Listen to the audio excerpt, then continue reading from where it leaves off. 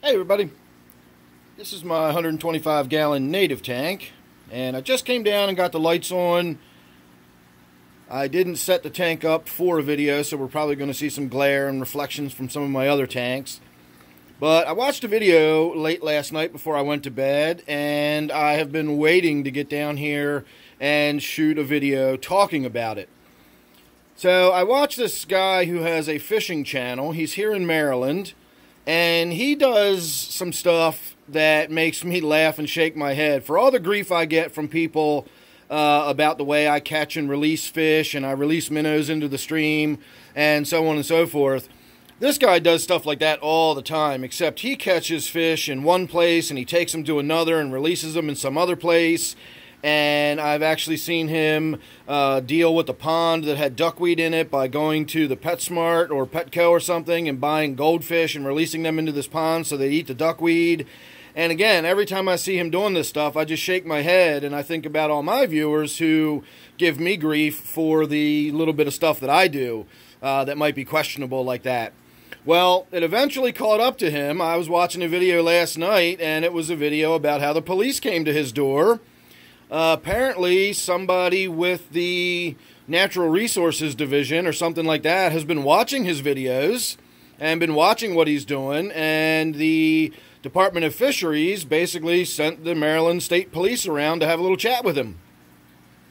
And he didn't get in any trouble, and if he even had gotten in any trouble, it just simply would have been a citation, which is just a fancy word for saying he would have gotten a ticket for doing what he was doing. But the things that I found most interesting about what the police were saying to him is the key thing they seemed to be concerned about was moving fish from one body of water to another. They must have said that 10 times. Moving fish from one body of water to another is a big no-no. And so I thought, okay, well, are we splitting hairs? Am I, because the way I view what I do is I catch and release. I catch minnows in one place and I release them back into the same body of water I caught them from. There's just a time delay because they come home first and they spend some time in my aquarium. Could somebody consider this aquarium a body of water? Have I transferred those fish into this body of water only to have them go back into that body of water? I don't know. But I don't want cops knocking on my door and asking me questions about it, because in my experience, the cops are always right, even when they're wrong, and they frequently are. And then you got to go to court, and then you got to prove your point, and so on and so forth. And I figure rather than have all of the hassle of having to prove that I'm not doing anything harmful or illegal, and again, it's even questionable as to whether I'm doing anything illegal, because just because I can read the law does not mean I can interpret the law. That's why we have lawyers. So again, rather than go through the hassle of having somebody do this and that and the other thing, fortunately I'm a small enough under-the-radar channel that nobody has probably noticed any of my videos where I've released any of these, or perhaps they just haven't had any concern about what I'm doing, because I really genuinely am not doing anything that's going to harm any of my local waterways. Anyway you slice it, however, the long story short is, I think we're coming to an end of an era. I'm not ready to wake up having cops banging on my door asking me about my fish tanks, which just is a silly statement in its own right, but I'm not willing to have cops banging on my door about my fish tanks, so I'm not sure what the future of my native tank here is going to hold. I can definitely say there won't be any more outdoors catching fish and releasing fish videos. That's come to an end immediately as of now. We won't be seeing any more of those videos. But as far as what I'm actually going to do with the tank, do I want to set it up the way I've been thinking? Because once I do, I'm pretty much stuck there. One of the things the other thing that I found interesting about what the police were saying to this guy, and this is where I think the police were wrong, but again, don't ever tell a cop he's wrong, because that just won't work out really well for you. They're always right. And he kept insisting that he kept telling the cops, like, look, it's a private pond. It didn't have any fish in it. I'm just stocking it up with fish. And they did not care if it was a private pond or not. All they cared about was he was taking fish from one body of water to another body of water, and that's what they were stuck on.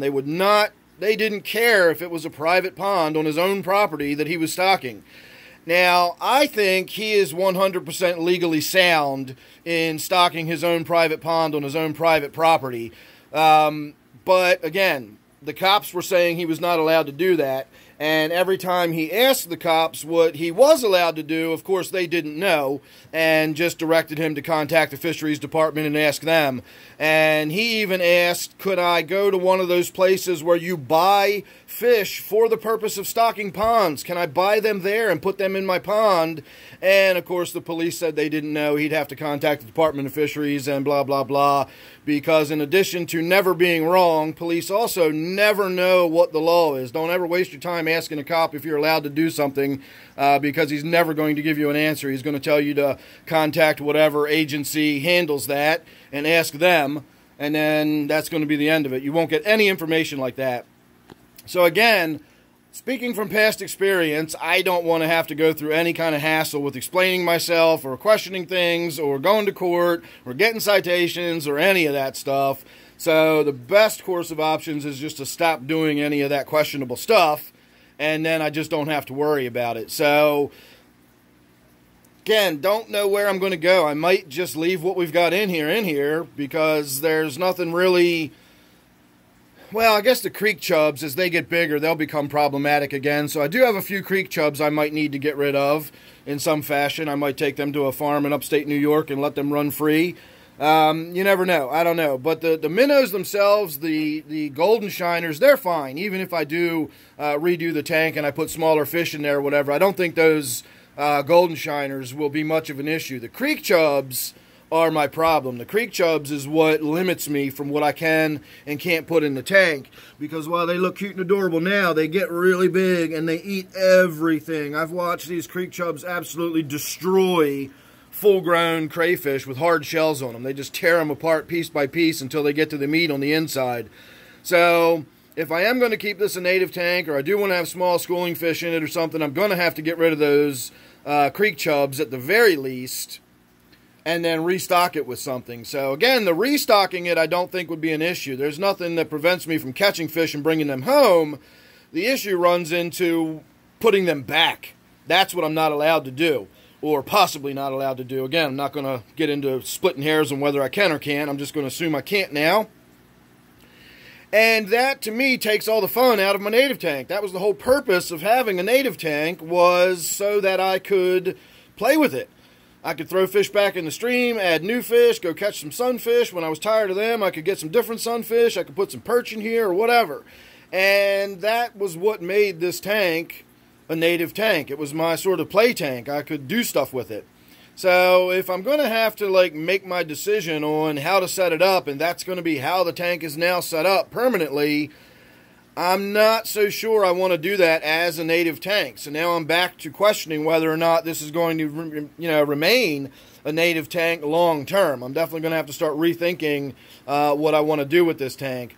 I suspect, since it's already, tomorrow is August, getting late enough in the year that unless I really get a bee in my bonnet over the next couple of months, we're probably not going to wind up doing anything with it this year. And we'll just ride it out over the winter as my native tank, and it'll just sort of continue the way it is. We'll get to watch some of these creek chubs grow out a little bit, and then we'll just go from there.